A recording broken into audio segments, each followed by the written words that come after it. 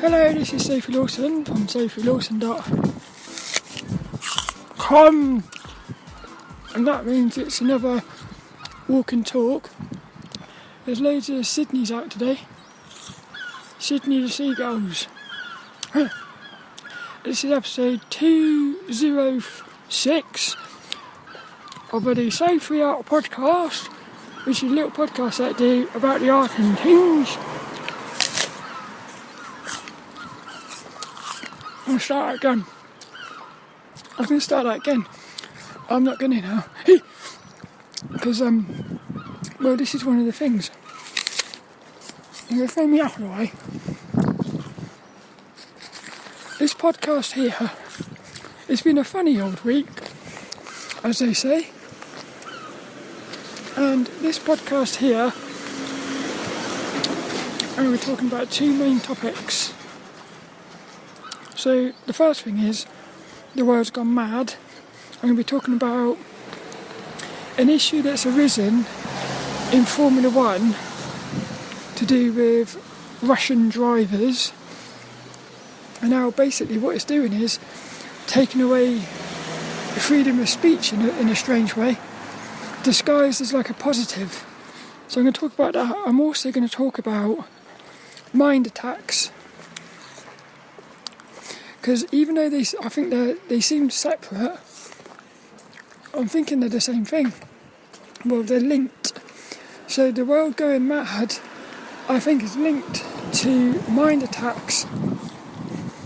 So this week I've had an attack of the mind attacks, and it's been quite bad actually. It's probably been the worst one since records began. No, it's been the worst one since 2016 or something. And as I've said many times, it's strange how sometimes you can see what's happening, but you almost feel like a passenger in your own body. Because you can see what's happening, but you can't sort of do anything about it. Even though you know you can, somehow you can't. So it's a very strange... What happens is it makes me very frustrated and demoralised and depressed, sad. Because you feel like a prisoner of your mind. But what I want to do is I want to start with this F1 thing. So all the stuff that's happening in Russia at the minute, which once again, we need to keep an open mind on that. Because, as I say all the time, unless you're there, you don't know what's happening. And also, I've been watching some videos about like the history of Ukraine and Russia and stuff, and it's a lot deeper than it. Well, it's a lot more. It's not black and white, like the main media is portraying it. It's much more grey. Actually, reminds me. I've created a little rap. I'm in the process of creating a rap. And what I'm doing is, I listened to a podcast by Dan Harrison, the Ascend podcast, and he had a little rap on it, and I thought, I like that, and then I made one. So this isn't all of it, but what I did was I said, look, it goes, what was it? Something like, the world's gone mad. No, wait a minute. World's gone mad. The world's gone mad. Oh, that's it. Probability-based beings, they ain't seeing that the main media is lying, trying to make you scared of dying. Yeah, the world's going to end. No, yeah, the end is near, but there ain't nothing to fear. We're immortal beings. That's what I'm seeing. And that's like the little chorus bit. See, and then it goes, sing after me. We're immortal beings. That's what I'm seeing. We're immortal beings. That's what I'm seeing. Probability-based beings, they ain't seeing that. How cool is that? Probability-based beings, they ain't seeing that the main media is lying, trying to make you scared of dying. I love that. So what I'm going to do is I'm going to flush that out. I'm going to try and make some, like a little beat with it, like a boom, and then I'm going to actually create a little rap and put it on YouTube and stuff. So that's that. So what are we doing here? Well, yeah, what's happened? So what happened is, now listen to this one. What they've done is they've actually banned Russian drivers from participating in sports, including Formula One. Now I love Formula One. It's my favourite sport. It is, and I think you can learn a lot of life lessons from watching sports. But what they did was they said Russian drivers, because of the war, they're not allowed to race in F1. They have to race as non-Russian sort of thing. And then what happened was Haas, one of the F1 teams, they basically sacked Mazepin, who, to be honest with you, he wasn't one of my favourite drivers, but I've still got respect for him because he's in F1.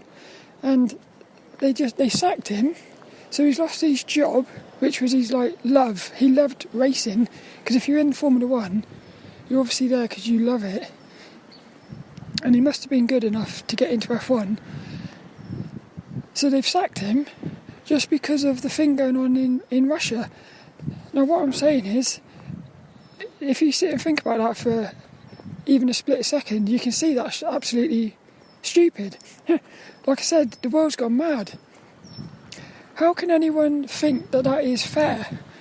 So what I did was I put myself in his shoes, and I thought to myself, imagine if Britain went to war or something, and all of a sudden the people said, right, you're not allowed to do your job anymore because you come from Britain. What that is discrimination, which is the very thing that, the things with Black Lives Matter and that's all about discrimination. But can you not see that they've actually done the very thing that they're pretending to be standing up for?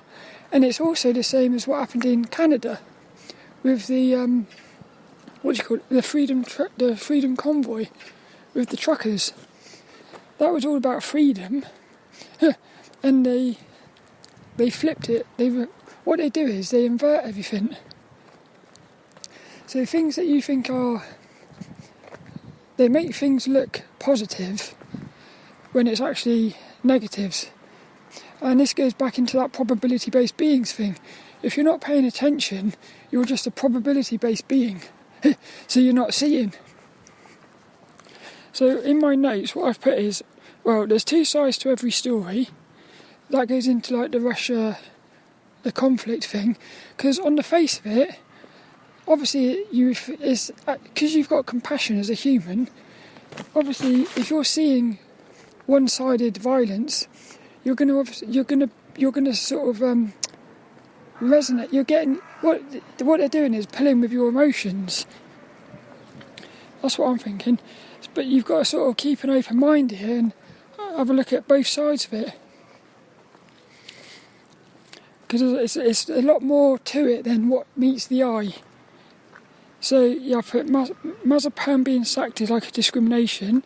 Now, listen to this one. This is where it got really bad for me. If you thought that was bad enough that a driver got sacked just because he's Russian, because imagine if they said to Lewis Hamilton, we're going to sack you because you're black. There would be an outrage. Why isn't there an outrage about doing the same sort of thing with this Russian driver? It's like double standards again. Now, the other thing, what they've done is, and I don't know whether anyone's going to realise this, but all the Formula One drivers had to sign a document to stay in F1. In other words, if they didn't sign this document, they weren't going to be able to race in F1. And the document says something along the lines of they will not speak out against Russia. In other words, their freedom of speech they're signing away their freedom of speech. Because let's say one of the drivers was thinking, hang on a minute, there's more to this than meets the eye. They're not allowed to say that now, because if they say that, they could get thrown out of Formula One. So in other words, they are now it's going to look like all the drivers support the Russian, like the thing going on here, where in actual fact they may not. So for me, that was quite that's quite a it's a dangerous sort of place to be if you start. Imagine that you go to work and they say, in order to keep your job, you got to sign this document which says you're not going to speak out about something. Now maybe you wouldn't speak out about it, but I think you should have the you should be allowed to speak out about it. So what I'm thinking is, what if they've done that to all the sports people? Now all of a sudden what's happening is the people on the TV, like the people you look up to, like sports people, they may not necessarily be saying what they're thinking because they've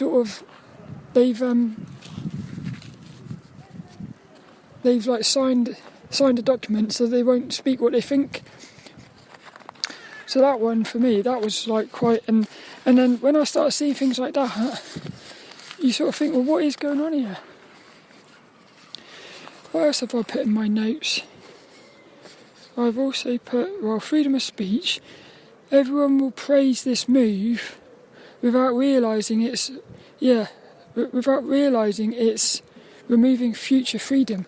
In other words, people might look at that and think it's nice that the drivers are signing a document to say they won't speak out about Russia, or that they won't speak.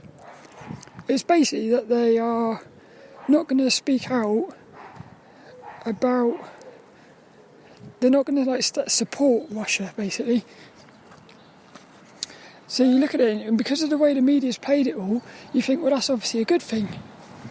But you don't realise it's like, if you look at this and play it forward into the future, it's setting a dangerous precedence. That's what I think. I've put here, what have I put? You can't race in F1 unless you agree. Like blackmailing. They also did that with the vaccine. They said F1 drivers can't race unless they have the vaccine. So look, I've put in my notes, you feel uneasy talking about this as it is set up to make it look like you're racist or something. If you start coming out and saying, well, I'm not saying this because I don't know the full story, but if somebody was to come out and say, I support Russia, because of the way the media's set it up, that you look at that person and think they're bleeding crazy. What you don't realise is they might have actually done a lot more research into what's happening and seen the facts. So the system is set up because of the main media, which is lying. It's set up to make it so that even when you sort of speak out about, even not just speaking out about it, just speaking about it with an open mind, it makes you look like a racist when, as I've already said, the things that they're doing is like sacking a Russian driver just because he's Russian. That is actually a form of racism. So again, it's all inverted. I've put, you're not allowed an opinion anymore. Black Lives Matter and Russia equals an agenda. That's what I've put. Canada equals true freedom, and it's inverted. In other words, what happened was all the stuff that the Freedom Convoy in Canada, the main media inverted it to make it look like they were the bad guys. And then, can you see? It's like, it's very clever. It is very clever. But for me, the world's gone mad. So that's that. Now, how does this link into mind attacks?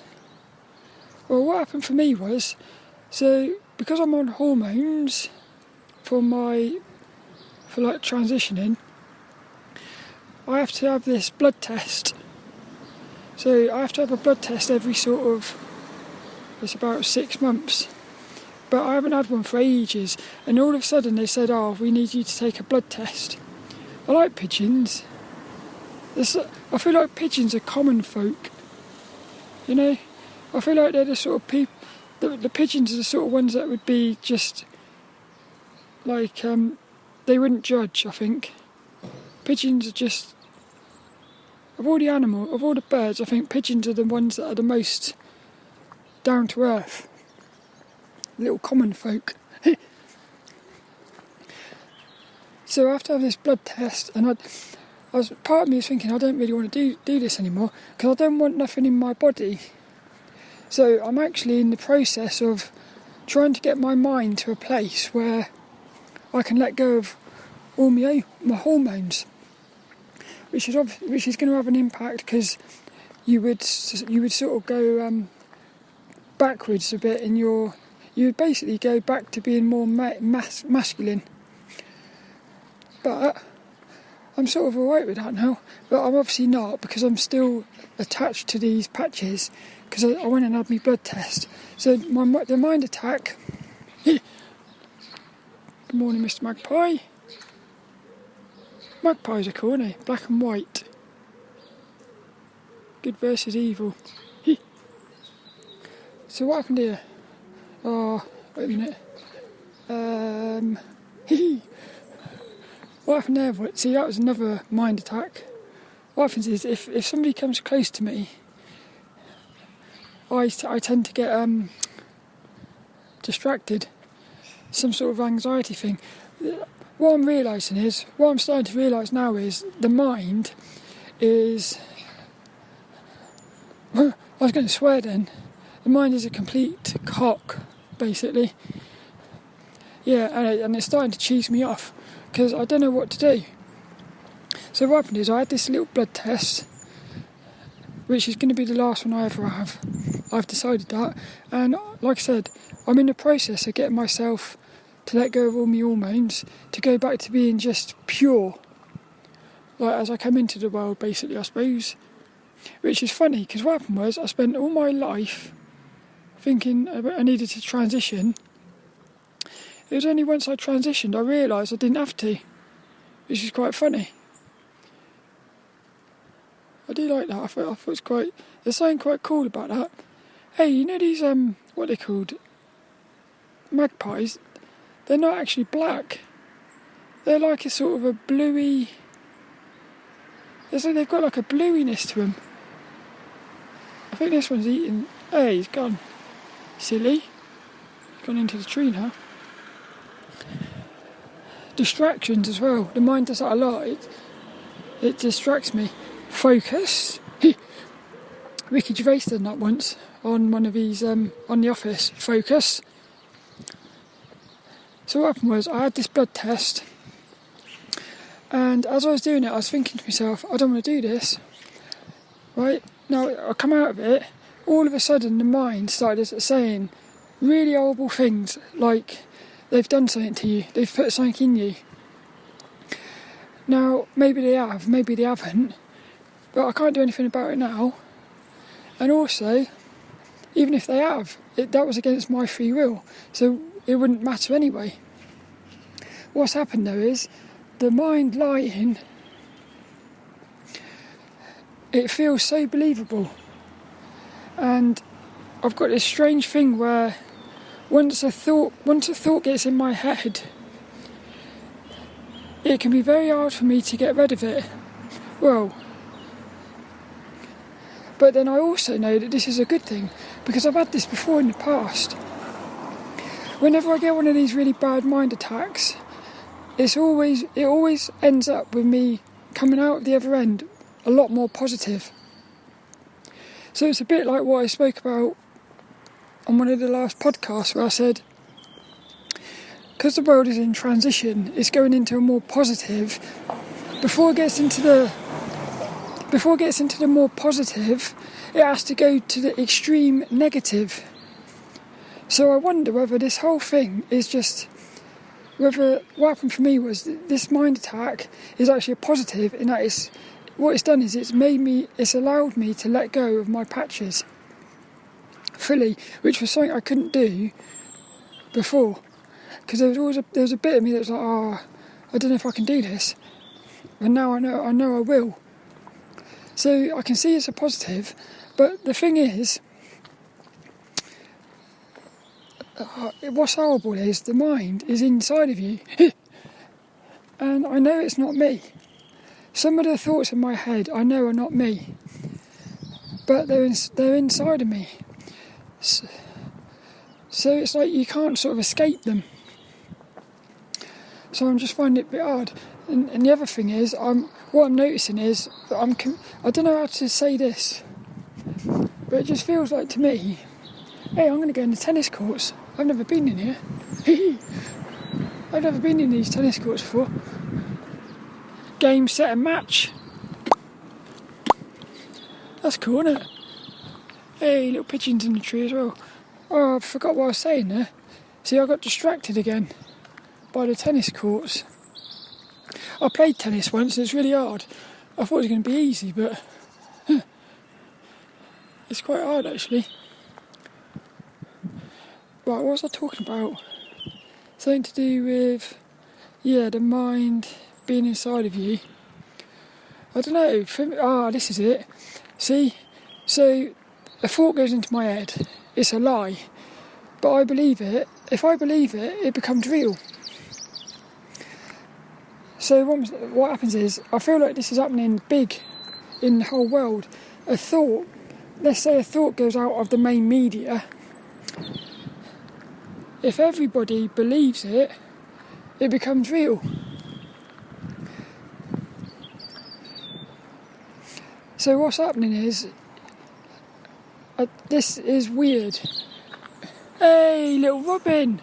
Oh, this is brilliant. So I've got to say this now. Oh, I can't believe this.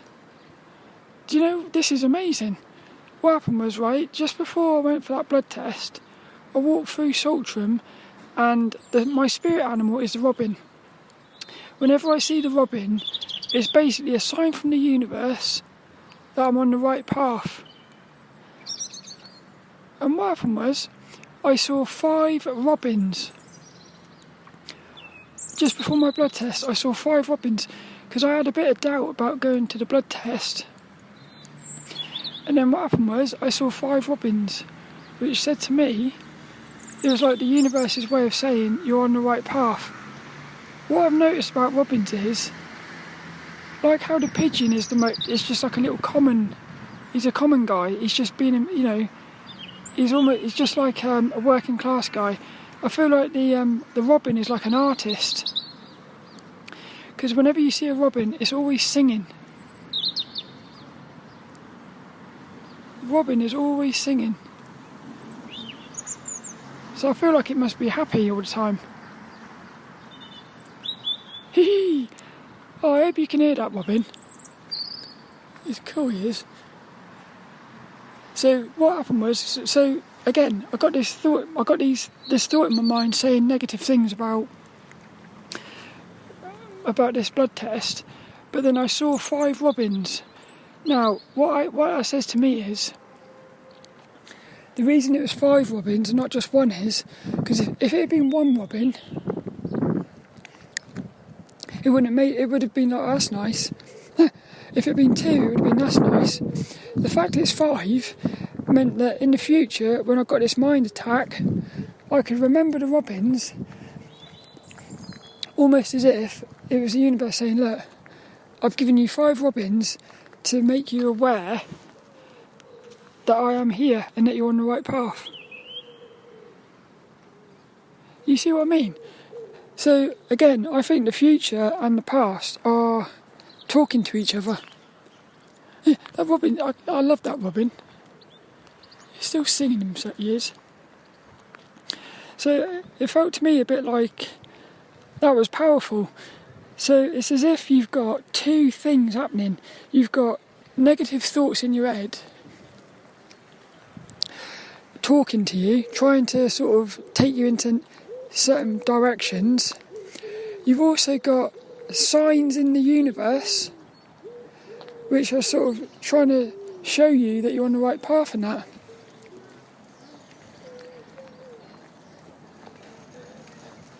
It's cool, it is. There's loads of birds in here today. Little magpie eating don't know what he's eating there. I think he's eating nuts. Oh, he's not actually eating them. What he's doing is he's hoarding them. He's probably going to fly off, fly off and feed his family, I reckon. So he's basically filled his mouth up with, what do you call them? He's filled his mouth up with peanuts. Where's he gone? No, he's gone. He filled his mouth up with peanuts and then flew off with all the nuts. This is quite intelligent. So I think that's it for this one. So basically, at the minute, I would say I'm in a bit of a negative place, but I've got a really positive. I can tell something positive's going to come out of this. Now what's the other thing I was going to say? Yeah, it can be a little bit demoralising sometimes.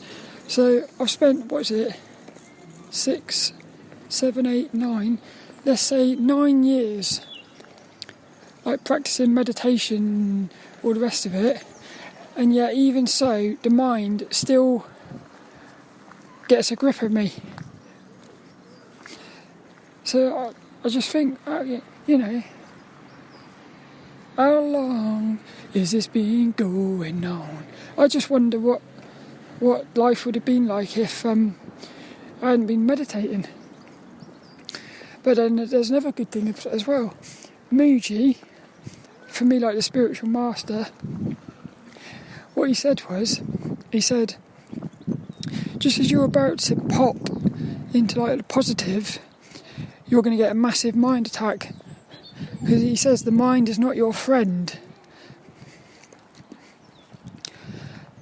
But what the hell are we inside of, where we've got like, basically we've got negative things inside of us trying to sabotage us. That's weird. Certainly a strange existence this is. So I suppose the plot thickens. My main takeaway is the world's gone mad, and if you're not careful, you will as well. Because what happens is, maybe that's all it is. It's just like the world is going more and more mad, and that madness energy is getting into my head or something. The other thing is, it's quite hard to focus on anything. Well, I'm finding it quite hard to focus on stuff at the minute. Like I try to do stuff. I don't know. No, that's a lie, really. I can focus on things, but it's that I feel like I don't know what to focus on at the minute. Because you can see the world's going crazy, so you've got to sort of be on top of your mind. But at the same time, you want to be doing stuff like drawing and that, making videos. So it's a tricky one, this. But that's it. Next week's podcast, I'll be doing an article looking at light. All going to be about light.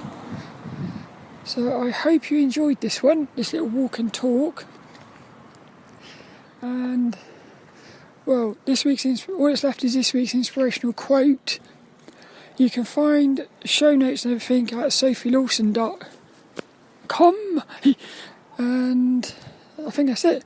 So this week's inspirational quote, it goes to I don't know which character it was. I think it might have been, I'm not sure. It's from Macbeth. So when was it? 2015 or something? I studied English, like adult learning. I retook my English for a few years, and the book that we sort of studied from was Macbeth. There was a quote in that Macbeth which stuck with me ever since, and it's a simple but powerful one. It's also easier said than done, but it's basically what's done is done. Now I love that. So what's happening is the mind is attacking me, trying to make me feel bad for making a decision, and it's like there's nothing you can do about it now, because what's done is done.